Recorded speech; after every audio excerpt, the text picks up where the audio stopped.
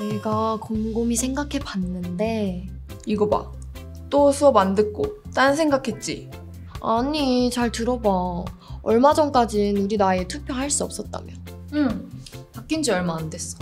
그럼 만 18세 청소년이 투표하는 지방선거는 이번 지방선거가 처음이겠네? 그래. 그거 선거권 연령 낮아졌다고 TV에서 뉴스 막 나올 때 엄마가 선거권 생긴 거 축하한다고 박수 쳐주시고 그랬거든? 근데 아직 잘 모르겠어. 실감이 안 났는데?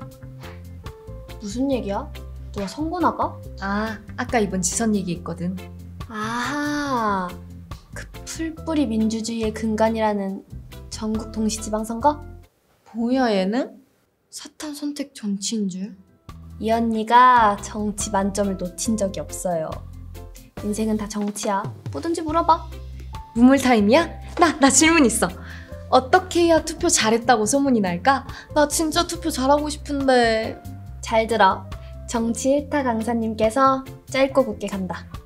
우선 정치가 뭐고 선거권이 뭔지 개념부터 정리하고 가자. 좋아. 정치는 민주주의 사회에서 우리의 삶을 결정짓는 방법 그리고 과정을 의미해. 이 정치를 실현시키는 방법으로 가장 핵심이 되는 게 선거지. 선거를 통해 대표자를 선출하잖아. 어째 얘기가 길어질 것 같은데. 집중. 이 대표자를 선출할 수 있는 권리가 선거권이고 선거권을 가진 사람을 유권자라고 하는 거야. 우리에게 선거권이 생겼다는 말이 뭘 의미하느냐? 루시, 대답해봐. 응? 나? 선거권이 생겼다는 건 투표소 가서 투표할 수 있다는 거.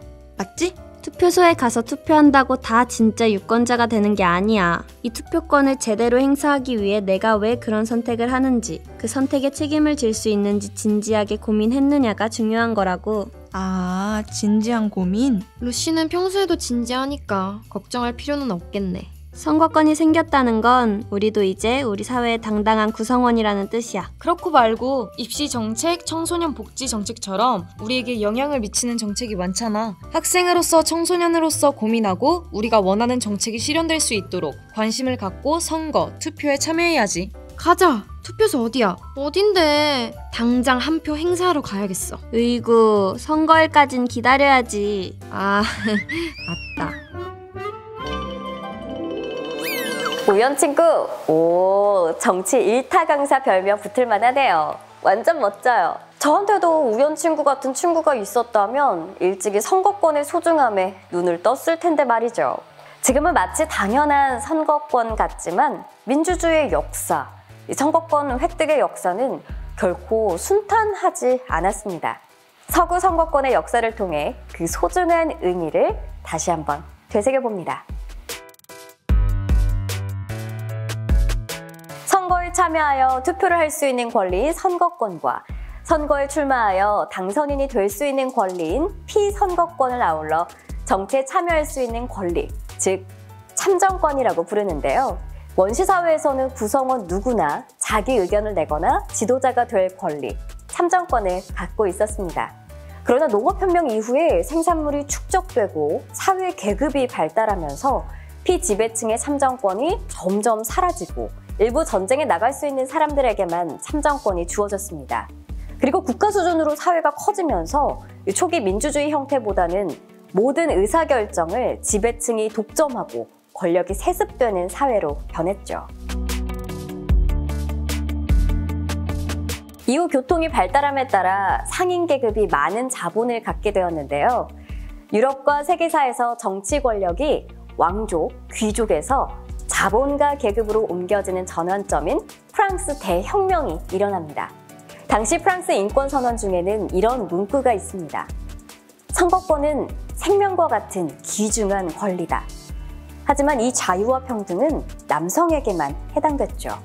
그래서 프랑스 여성운동가 울랭푸드 구주는 이렇게 이야기했습니다. 여성이 단두대에 오를 권리가 있다면 의정단상에도 오를 권리가 있다.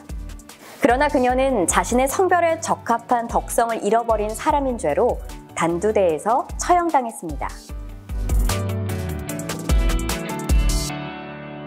40년 후 영국에서 최초의 선거법 개정으로 귀족과 토지 소유자에게 선거권을 부여했습니다. 그러나 선거권에서 노동자들은 제외했기 때문에 재산과 상관없이 선거권을 달라는 운동이 일어나게 되었습니다. 이에 2차 선거법 개정으로 노동자들의 선거권을 인정했지만 이때도 여성은 포함되지 않았습니다.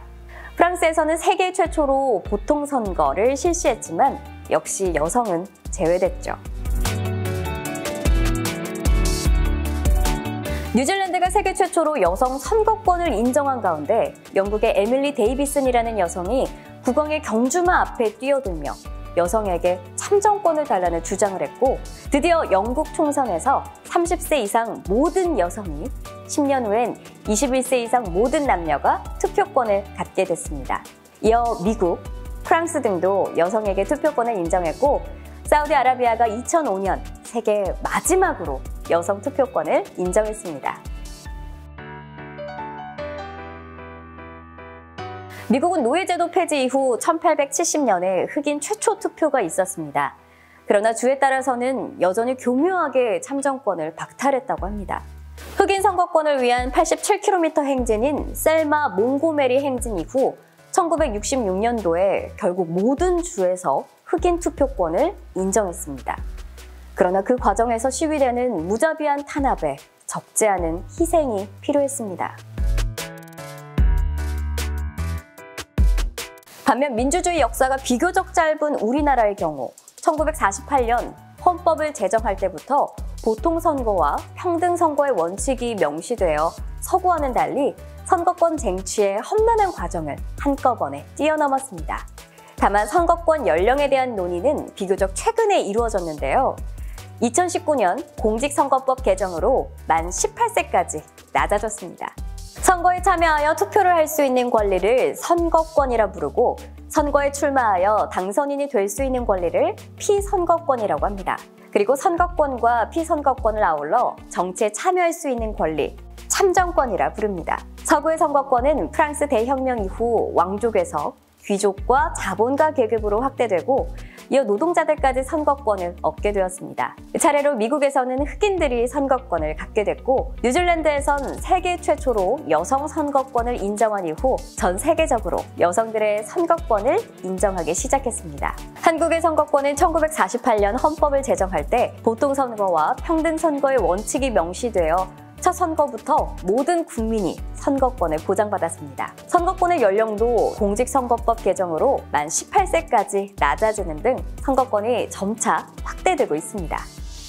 우리는 선거권을 그냥 얻었다고 생각할 수 있지만 그 한 표를 얻기까지의 과정은 정말 험난했다고.